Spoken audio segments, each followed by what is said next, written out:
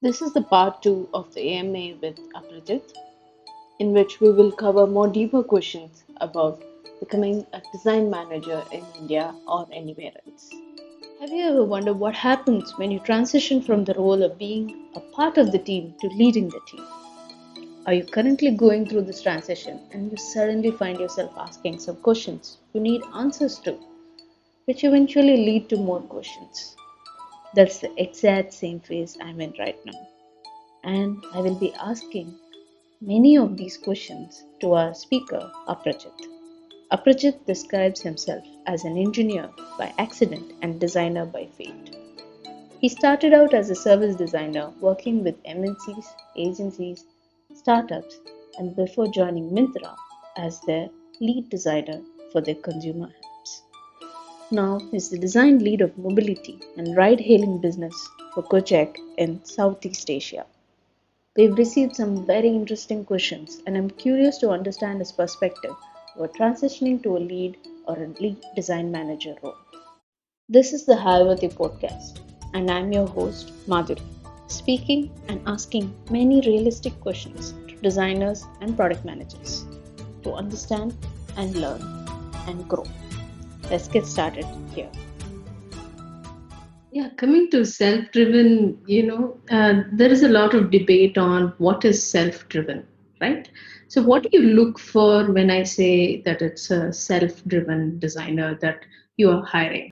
This is something that I feel a lot of us need to hear so that we can at least learn to imbibe this mindset because it cannot be taught. It's something intrinsic, right? So, how do you look for those traits? I wouldn't know a specialist answer because I don't know if I'm the right person to answer this question. But what I can tell from, again, my learnings and my experience is that I look for people who can fail and still get up and make a run for it. I think that is a key aspect that we look for whenever we're trying to look for driven people, because things are gonna end up badly. Things are not gonna go the way we always expect them to be. And that is when I think the real nature of every designer is going to be tested. We look for traits where they are open to actually track their path back if they think one of their approaches is not right during the interview process. If something which comes up as a major feedback or something that they have missed out altogether, how quickly or how elegantly they're able to retrace their path and then still try and solve that problem without getting bogged down by the enormity of that problem. I think that is one thing that I personally look out for, and that has been rewarding so far. I understand that these are the traits that you look for. Can I put it in a more realistic context just for some more granularity? The thing being, for example, it's a job interview situation or it's somebody that you already work with. In the first scenario, it's going to be very different, right? You're meeting this person for the first time, probably heard about this person through your peer circles or maybe not. So how do you go about it in an unknown situation versus a known situation? Understood. Understood. Yeah, I think one of the things that has helped me is trying to understand what their inspirations are behind whatever they're trying to do. I think that is something that everybody feels a connect to at the ground level, at the root level. Most of my conversations with people who I'm trying to talk to is something where we try and get together on a common point, trying to talk about or crack or set the topic right by just starting to talk about maybe Bangalore traffic to begin with, and just rejoice over the fact that how long it took them to reach here at the office or we worked on a working weekday to give an interview at an unknown place where they're not sure if they're going to get through or not. But yeah, I think just cracking that up and trying to set the conversation right and light is what we try and begin with.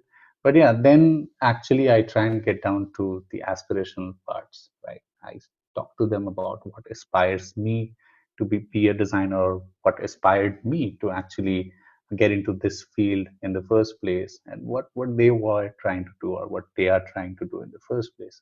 I think that is one thing that I always look forward to. The other thing again is how well they're trying to explain whatever they're trying to do right now, what they want to do in their career versus what they're trying to solve in a problem statement. If they know that they're taking steps enough to understand the problem in the first place, if I know that I can trust that person going forward to do justice to understanding the problem, then I think solving the problem is again a collective team effort that the whole team could address, right? So the ownership that is going to lie with that one person is going to be about understanding the problem to the nth level. I think that is one crucial aspect I look out for. Got it. That's actually making more sense in different contexts as well. Coming to a much different question. This is also a very popular question. How do you manage a new joinee, and what are the initial processes you follow for them if they are interns or beginners? New joiners, they are bundles of joy. We have had some very dedicated folks from design ops, actually, the design ops team that we have internally at Gojek, who are trying to design the smoothest onboarding process for them. We also have playbooks for embedded teams like mobility and like 3-month plans that help these designers who are particularly curated for each one of the new joinees to help them grow in the first few months of their joining the organization. For beginners, I don't think I have enough context, and I think that is where I would seek more advice and knowledge from the other folks who have been doing this work. But I can say from example that we have one of the people within my team itself who joined as a fresher, who actually was a trainee for some time, and then he graduated to become a full-time designer. He's doing pretty well right now, and he's actually an engineer who turned a designer. So yeah, it's been good that way. That is one example that I could quote. But more on that, I think from our design ops team. I don't think I'm well suited to answer that question completely. When you built those playbooks and all, did you have a hand in building them, or how was this process of building a playbook? First thing, I think I relied on a lot of secondary research. I looked at things that few people have been doing since some time. What I was focusing on was just putting everything together in one place. There were things, there were extensive documents, there were process flows, there were introductions to the product that we're trying to build, there were excerpts to our OKRs, there were things that we follow in terms of cadence, like meetings and Slack groups and email channels. All of these things, all I had to do was just put them together in a good sequence. And the next thing that we were trying to do is test it out with few new joinees. So we handed over to every new person who joined the team, and we allowed them to explore things on their own. I think that was just a little guidebook or tool book whenever they joined the product. But yeah, we have had some decent feedback around that as well. We're trying to improve again as a holistic process across the organization, but it's been a good start. That actually makes sense. So, a lot of research that is existing that has helped you in setting up this base for your new joinees. And coming from new joinees to growing the team, like how did you actually build an efficient, functioning team? And any process that you follow, like right now, Agile. So, how did you actually transition the team, especially a team like Gojek, which is consistently growing, right? You're in a big growth phase, unicorn startup. So how did you manage to do that part? That's a bomb of a question, and I don't think I could possibly do justice from my limited vantage at Gojek. But I'll try and explain from the perspective of just the mobility team that I'm part of. And we've been trying to set the formal process of design delivery by defining product design life cycles or acceptance criteria for design deliverables to even ideal sprint sizes. This is an ongoing process that has been happening between internal design teams, design ops, engineering, and product management as well. And yeah, it's just one of the things that is part and parcel of being a design manager. I think it's just constant improvement to the process. We're still doing it.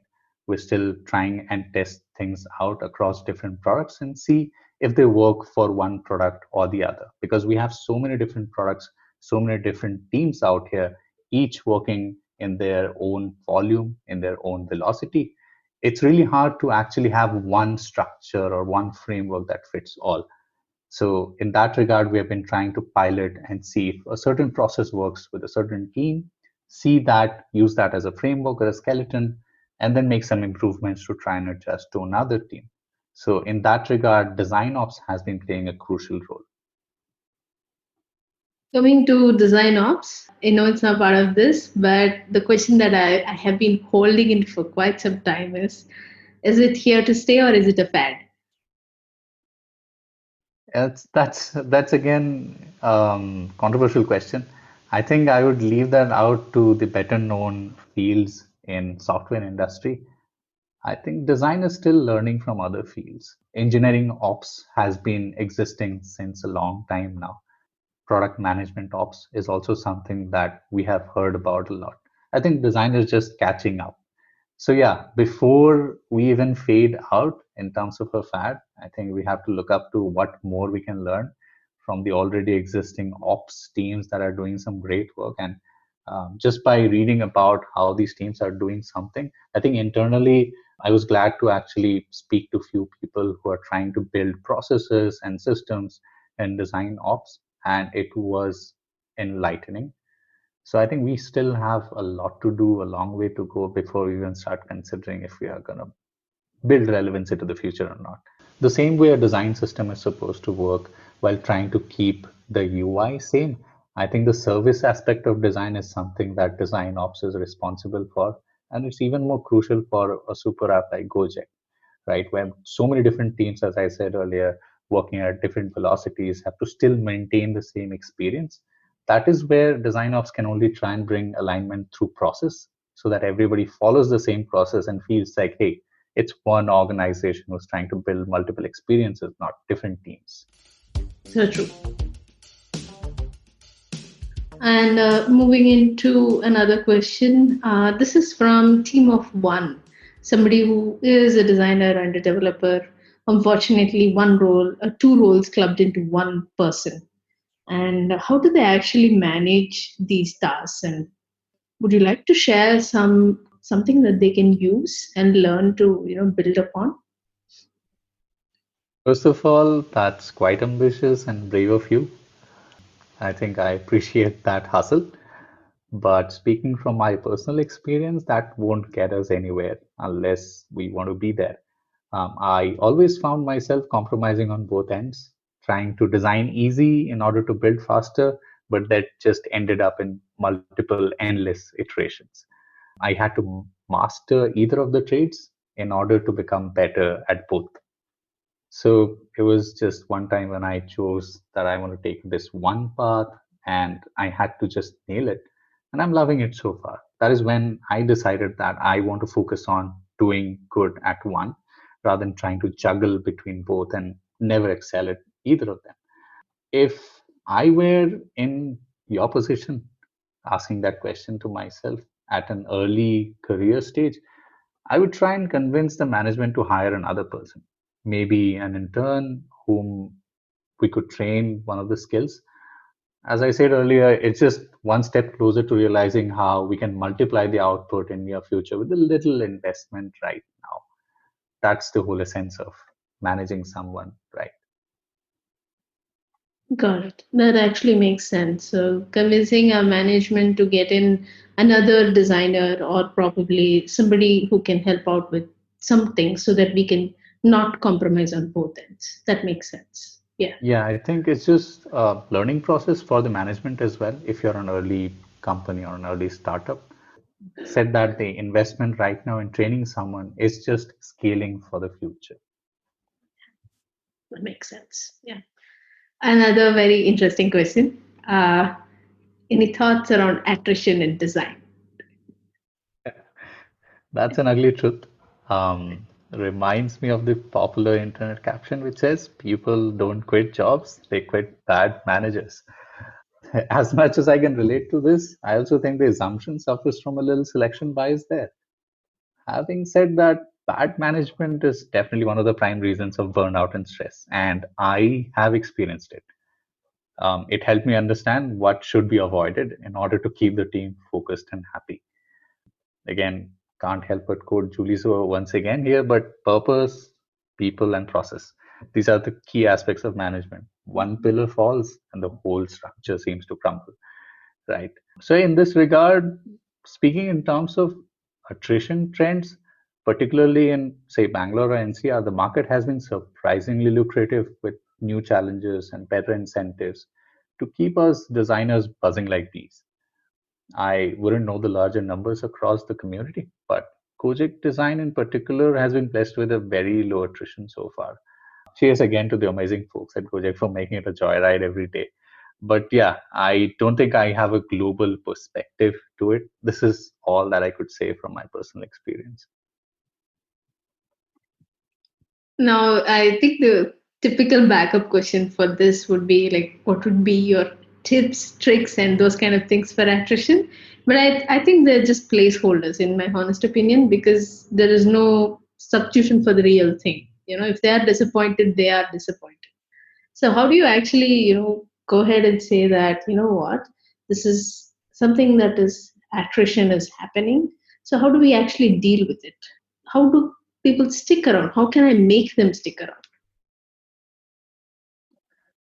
Again, I could only try and explain that from the point and perspective of experimenting with building a team.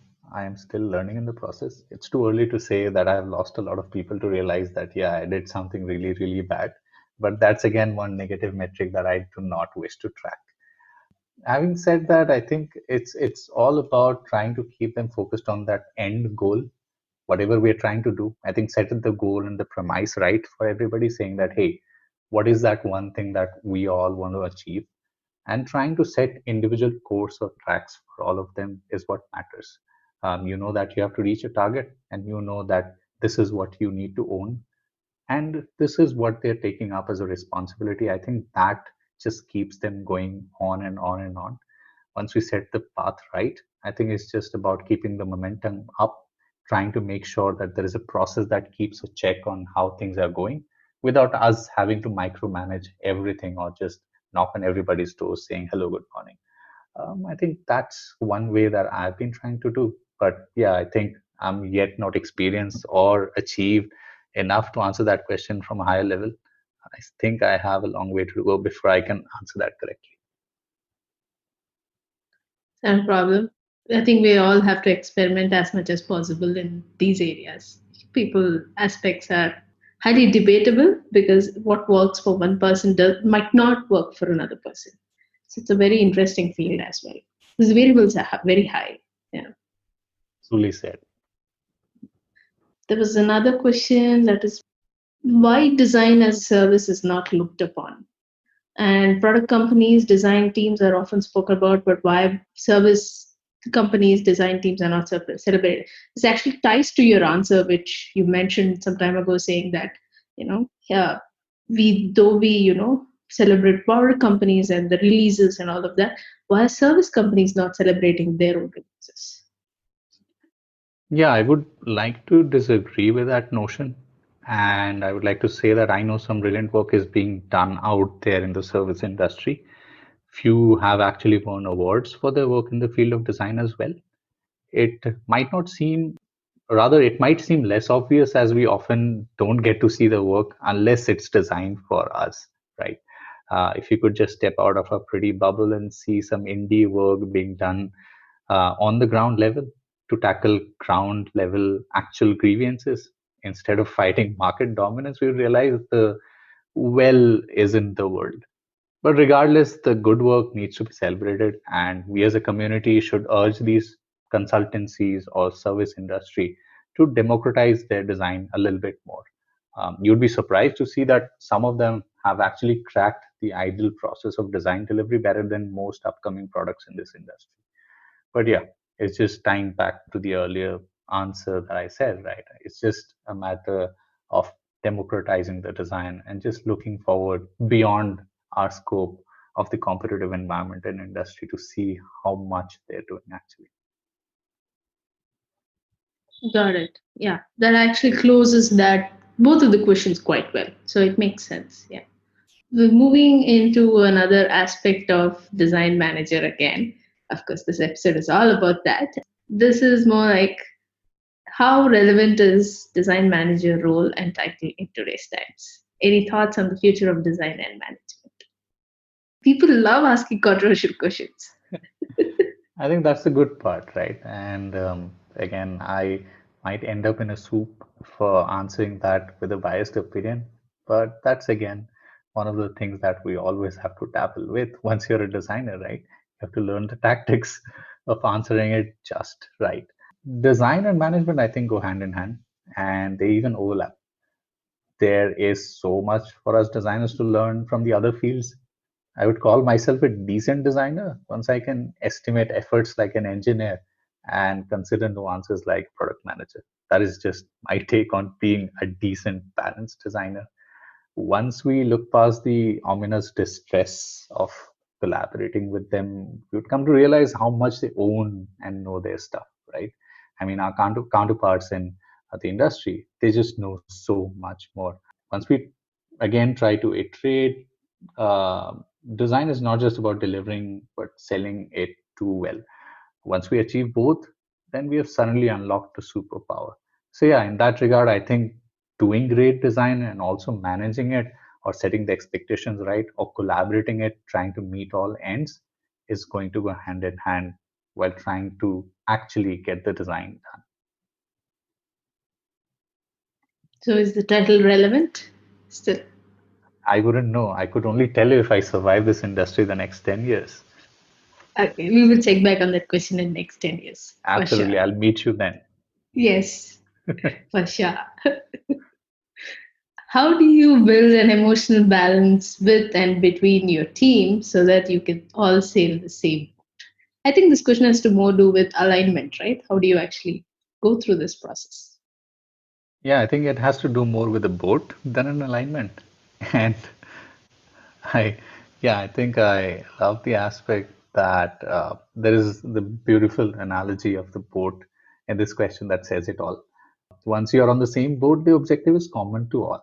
Reach the shore without sinking. By sharing the common goal and assigning responsibilities to the team, members could unlock their true potential to serve the waves. That is what I feel. So once you're in the same boat, you just have to tell everybody that, hey, this is our goal. These are our responsibilities. Somebody has to row, the other one has to rudder. And that is when things become suddenly easier. It's rather hard to find a common emotional nexus for each distinct individual. And hence, it's always going to be a goal, an OKR, or rather a dream that we all look forward to, that we all converge upon. I wish the same to the larger community to harness the waves and explore the oceans. So, what's your North Star is the question that looms. Oh God, you left us with the North Star. Now get us back. Get us back now. So now it comes down to responsibilities, right? And even though you bought us on the same boat and all of these things, what are the things that I, as a design manager, need to own? And how do you actually prioritize and figure out? You do understand certain aspects are challenging, and how do you tackle those things? I could only speak about one thing, and that is again the dilemma, the the biggest dilemma that is always going to stay, growing from being an individual contributor to a lead. It is always going to be about getting the work done. Whenever I noticed a team member struggle to solve a problem, I did have the tendency to jump in and solve the problem for them. I think that was something that I had to overcome personally with the transition and rather focus on improving direction to the people or providing direction to the people within the team in order to solve the problem rather than just doing it myself. That is the one thing that I think was the biggest challenge for me while transitioning from IC to a lead role. What was the instance that you held yourself back? Stating another example, right? I think when I joined my current organization, looking at something like mobility and looking at the complexity of systems that we have built, it was evident to me that we lacked a kind of service representation of it. And I was so hell bent upon doing it myself, just trying to map every system that we have existing and make a blueprint out of it, trying to shape the ideal service blueprint and then just map every experience, all the lanes out there, and just look at it from a very high level perspective for everybody to converge upon, right? But then we had new people joining the team, and we had people who had experience working in the service industry, who had been doing some good work in established front, working with fields like medical and healthcare. And that is where service design is very, very crucial, if you understand, right? And what I held myself back was doing it myself and rather guiding them or sharing my vision, sharing my thought, sharing my ground level documentation, my secondary research, and everything else. I just shared with them and let them explore it on their own. And it ended up being done beautifully. I think today I'm just proud of that person within my team who has taken that up and done it more beautifully than I could ever do it. They just put so much effort into making it come out alive, involving a lot of people, a lot of stakeholders, bringing all those nuances. It just looks like a complex diagram right now that I could never make sense of myself, but I'm glad I didn't do it. I'm glad I let another person within my team who was better suited to do that do it in a much better fashion. Yeah, thank you for sharing that. Because that directly leads to the next question, like what should a design manager be known for? Like should they be known for managing designers or project expectations or being the creative force for the whole team or managing stakeholders? Or is it something else that we all are not aware of? There is something higher. What is it that a design manager should be known for? To be honest, I think it's none of them. The goal of being a manager or lead should be to achieve a goal that no individual can reach, and rest are all just means and processes towards reaching that ultimate goal, right? These are just processes for us to follow in order to reach that goal. And once we reach that goal as a team, it's again going to be our job to set the next impossible goal ahead. I believe the ideal managers are the ones who don't need to work at all. The process built with purpose should be enough to facilitate autonomy. That's what I aspire for. So yeah, in that regard, I don't think any of these make sense when it comes to managing a team. These are just tasks. These are just methods. What we need to do is just be great managers where we are not needed anymore. Yeah, that's actually lovely because when you're not needed anymore is the question that comes of autonomy, right? And how much Yes. autonomy is the right autonomy? Is there some magic potion that I can give, take? What is it? I think it's about building trust. That is also something that I'm trying to achieve. How much should I trust my teammate uh, in order to make sure that they are going to deliver the best output of everything without me having to worry about everything on a daily basis? And it's also trust on me from their side to say that, hey, this person is going to give us the proper direction and is going to guide us and also help us whenever we feel like we're lost or we're doing something wrong.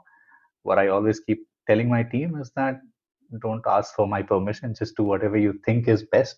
And maybe later you can say sorry, but I wouldn't mind. So, yeah, just go ahead and do things that you think are crazy and wild. And yeah, I think that has been working out well for me so far. Yeah, that makes sense. Thank you so much for listening into the Hireworthy podcast. If you have any questions about your design careers, please drop us a note on Twitter or Instagram and we'll get them answered soon from our speakers. I see you all in the next episode and thank you again.